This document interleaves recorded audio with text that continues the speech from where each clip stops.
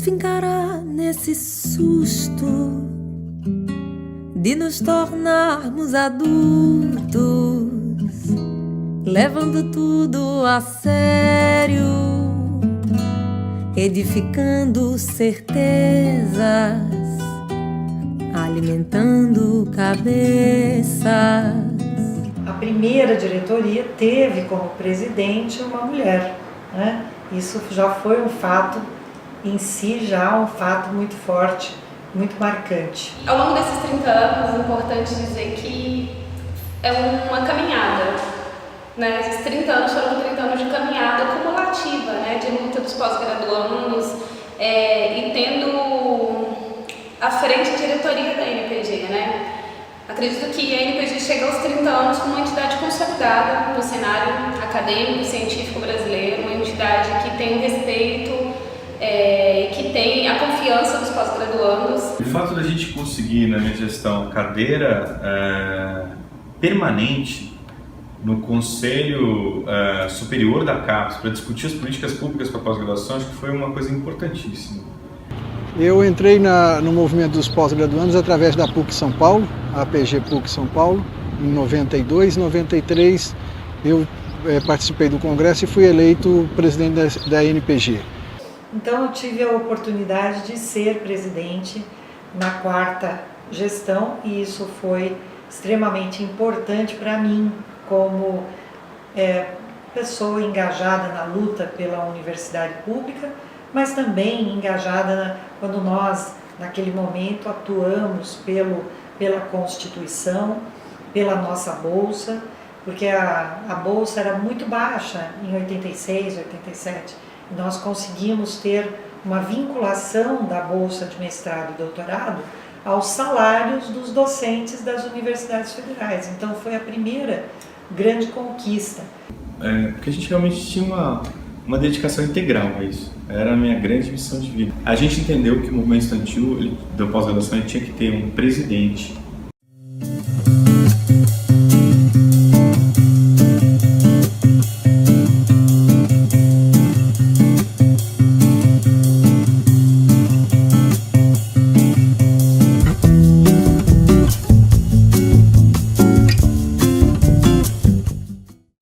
Desses 30 anos, a gente pode reportar só nos últimos 20 anos, nós tivemos um crescimento de quase 400% na pós-graduação brasileira.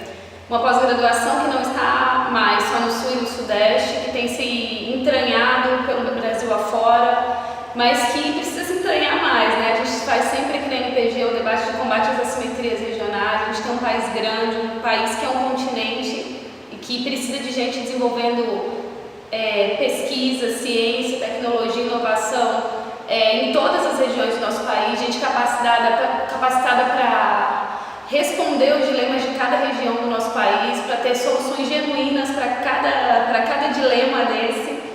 À época a gente tinha uma situação política bastante instável para a pós-graduação, porque havia falta de recursos e não havia uma política definida.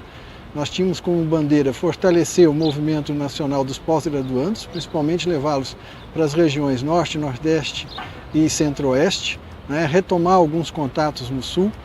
A gente tinha também a luta pela lei dos pós-graduandos, que tinha sido encampada pelo então deputado Florestan Fernandes, que foi um movimento muito importante no período, que trazia uma identidade para os pós-graduandos, e também pela estabilidade e vinculação dos valores de bolsa aos salários dos professores federais, que foi conseguido mais tarde.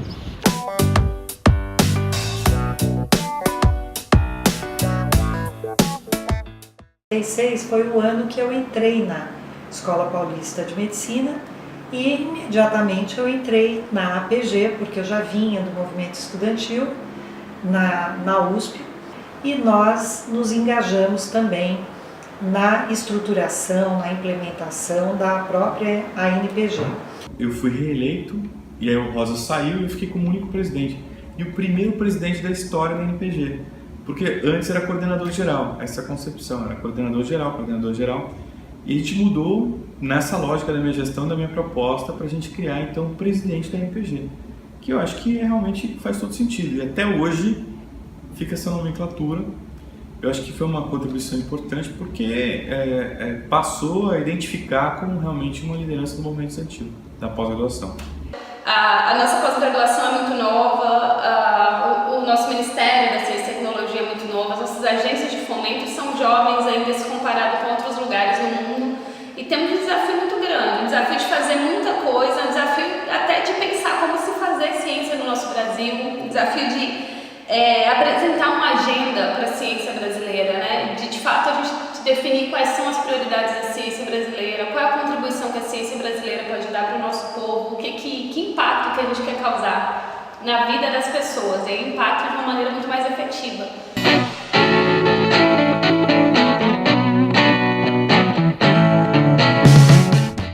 Então esse período entre 86 e 90 foi um período muito criativo, muito profícuo politicamente, porque todos esses movimentos se juntavam em torno das mesmas questões e tinham direções muito claras no sentido de fortalecermos as nossas estruturas, a democracia interna nas nossas universidades, mas também fortalecermos o projeto de pós-graduação e de pesquisa do nosso país a partir das formulações dos PNPGs. A situação era praticamente essa, a gente conseguiu ampliar bastante o movimento no período, fizemos um dos maiores congressos na época. Mas se nós tivéssemos uma bolsa valorizada, licença, cômputo para determinadas coisas, e que nós fôssemos valorizados também como profissionais, que isso atrairia mais pessoas que nunca teriam a oportunidade de fazer uma pós-graduação estricto sensu. Então, portanto, era um processo de democratização, de maior acesso. A gente quer ter direitos sociais para os pós-graduandos. Por quê? A pós-graduanda gestante, pela CAPES, ela era considerada um número. Houve em 90 a extinção da CAPES, com a entrada do governo Collor. E nós fizemos todo um movimento pelo retorno da CAPES. E algumas semanas mais tarde, depois de toda a nossa movimentação, ele recriou a CAPES. Nós estamos passando por um período de reformas no Estado brasileiro, a gente passa por um período onde novamente as agências de fomento estão numa situação de incerteza. Nós temos que ter clareza das nossas estruturas, das nossas reivindicações e fortalecê-las para que elas não sofram com as alternâncias e com as instabilidades que ainda acontecem no nosso país. E eu fiz uma audiência pública no Congresso Nacional, lutando pelo projeto de lei dos pós-graduandos. E quando eu comecei a falar que toda essa história da pós-graduanda gestante ser considerada um número, né? Eu lembro que o diretor de avaliação da CAPES falou: mas a mulher tem que pensar 2 vezes antes de engravidar. E graças a Deus a bancada feminista estava assistindo isso lá no Congresso Nacional, né? Acho que só não chamaram ele de bonito. O resto chamaram. Mas foi muito interessante, porque a partir dessa audiência pública, desse projeto, hoje a pós-graduanda no Brasil, que tem uma gestação ao longo do mestrado e doutorado, ela tem a possibilidade de interromper o prazo para que ela possa ter a sua bolsa e seu trabalho qualificados. De certa forma, a gente mudou a mentalidade, né, de entender que são seres humanos que a gente está trabalhando, né, e a importância da valorização da mulher nesse processo, que eu acho que é fundamental. Então, é uma entidade que tem uma história muito bonita e muito corajosa, mas também que nos dá muito orgulho por ter participado de todo esse processo nesses 30 anos. Então, eu não sei exatamente o que vai ser do futuro, mas o que eu posso garantir é que essa gestão da NPG vai continuar lutando, vai lutar incansavelmente, como outras gestões da NPG lutaram e foram importantes para que a CAPES continuasse existindo, para que o CNPq continuasse existindo. Essa gestão da NPG vai continuar capitaneando essa luta de forma firme para que a gente não perca nenhum financiamento, para que a gente não perca nenhum direito, para que a gente consiga tirar o máximo das possibilidades, das potencialidades que a gente tem. Então nós precisamos muito dos pós-graduandos e que eles tenham direitos para que o sistema como um todo funcione muito bem.